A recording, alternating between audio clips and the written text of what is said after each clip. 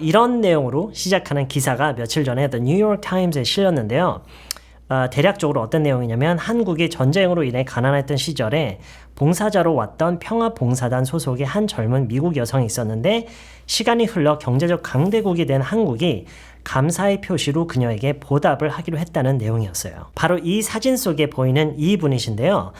샌드라 네이슨이라는 분이시고 1966년에서 68년까지 평화봉사단 소속의 봉사자로 한국의 춘천에서 여고생들에게 영어를 가르치는 일을 했다고 하네요.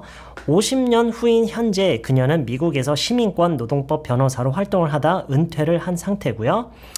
이번 달 초에 한국으로부터 의문품을 하나 받고 크게 감동을 받았다고 하는 이야기예요. 이 사진 속에 지금 보이시는 것처럼 KF COVID-19 Survival Box라는 라벨이 붙은 의문품이었는데요. 한국에 대한 그녀의 헌신에 대해서 한국 정부가 주는 감사의 표시였고 100개의 마스크를 비롯한 다양한 물품들이 들어있었다고 해요. 이에 대해서 샌드라 네이슨은 여러 가지 이야기를 한 걸로 전해지고 있는데요. 그 중에는 이런 얘기가 있어요. 그 상자에는 뭔가 마법과 같은 힘이 있었어요. 아주 먼 곳에서 한국 사람들이 내가 무사하기를 바라는 마음과 전염병에 맞설 수 있게 필요한 것을 갖췄기를 바라는 그들의 마음이었어요. 그들은 나를 아끼고 있고 나에 대한 책임을 느끼기라도 하는 것 같은 모습을 보였어요. 샌드라 네이슨은 시카고 대학교를 졸업한 후에 평화봉사단에 입단을 했다는데요.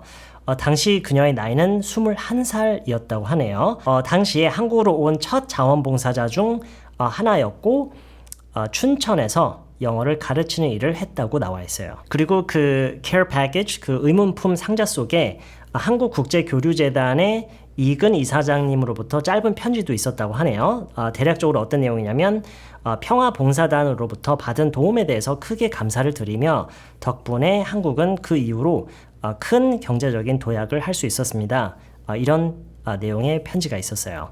그리고 샌드라 네이슨이 한국에서 일을 했을 당시에 겪었던 에피소드도 몇 가지 이야기를 들려주셨는데 그 중에 이런 게 있었어요. 당시에 너무 추워서 수업이 없을 때 창을 통해 들어오는 햇빛을 따라서 건물을 여기저기 이동하기도 했다라는 이야기를 했었고요.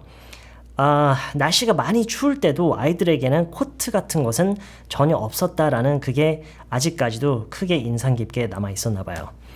그리고 한 번은 가난한 여자아이를 미 군의관에게 데리고 가서 치료를 받게끔 했는데 그 여학생의 어머니가 나중에 학교에 찾아와서 그 선생님에게 닭털이 아직도 묻어있는 따뜻한 계란을 몇 개 선물을 했다고 해요. 그때 그 선생님이 그 선물을 받고 이렇게 느꼈대요. 그 여학생과 그 어머님 자신에게도 절실히 필요했을 계란이었을 텐데 그걸로 보답을 하려는 그 마음에 눈물이 났다라는 얘기를 전했어요. 이런 이야기였고요. 그 기사 내용에 많은 거의 제가 확인했을 때 100개에 가까운 댓글이 달렸는데 뭐 그 선생님에 대한 칭찬도 많았고 이 이야기를 전해주는 그 기자분에 대한 감사를 표시를 하는 분도 많았고요. 뭐 자기 아버지도 하나 받았다고 한 사람도 있었고요. 그리고 보다 보면 심지어 자기 자신도 당시에 한국에서 영어를 가르치는 일을 했었다라고 한 사람도 있었어요. 그러면서 자기 이제 에피소드를 쉐어하는 분도 계셨고요. 그러면서 자기는 케어 패키지는 못 받았지만 그래도 어쨌든 the Korean government가 이렇게 감사의 표시를 하는 것 자체는 참 좋고 마음이 따뜻해진다 이런 얘기를 댓글로 남겨주신 분도 있었고 네 댓글을 보다 보니까 정말 다양한 얘기가 많더라고요. 뭐 심지어 지금은 미국에 살고 있는 뭐 70세의 뭐 누구누구지만 당시에 한국전쟁을 다 겪었던 뭐 사람이다 이렇게 자기 소개를 하는 사람들도 있었고요. 관심이 있으신 분들은 이렇게 댓글도 한번 쭉 보는 것도 재밌을 것 같아요. 네, 저는 이 기사를 몇 번 읽으면서 와 당시에 정말 힘들었구나. 그리고 정말 당시에 정말 자기 자신을 희생하면서 이렇게 도우려는 사람들도 많았구나라는 생각을 하게 됐어요. 그러면서도 무슨 생각을 하게 됐냐면 지금 이 이야기가요. 물론 당시에 우리나라를 위해서 애써주신 분들에 대한 얘기지만 그런 동시에 어쩌면 한국의 원어민 영어 강사 1세대에 대한 이야기일 수도 있겠다라는 생각이 들었어요.